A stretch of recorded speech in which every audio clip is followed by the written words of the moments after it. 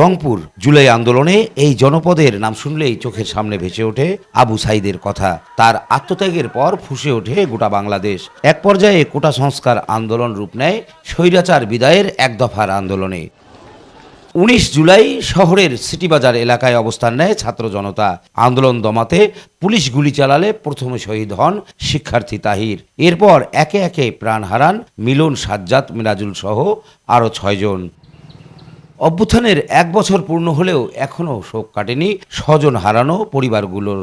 সরকারিভাবে সুচিকিৎসার দাবি আহতদের, একই সাথে কর্মসংস্থান।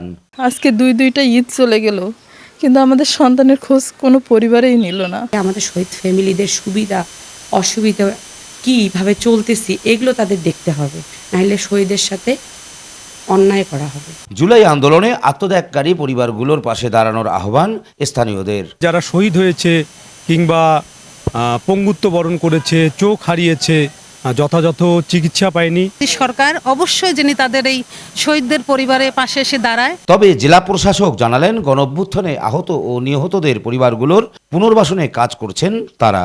জেলা প্রশাসনের পক্ষ থেকে যথাসাধ্য তাদের জন্য আমরা সবসময় করে থাকি। এছাড়া মুক্তিযুদ্ধ বিষয়ক মন্ত্রণালয় থেকে যে গেজেট প্রকাশিত হয়েছে আহতদের, সেই গেজেটের উপরে মুক্তিযুদ্ধ বিষয়ক মন্ত্রণালয় কাজ করছে। আশা করি যে তাদের জন্য সামনে ভালো কিছু আছে। শুধু স্মরণসভা আর ফুলেল শ্রদ্ধায় সীমাবদ্ধ না থেকে শহীদ পরিবারগুলোর পুনর্বাসনে সরকার এগিয়ে আসবে, এমনটাই প্রত্যাশা।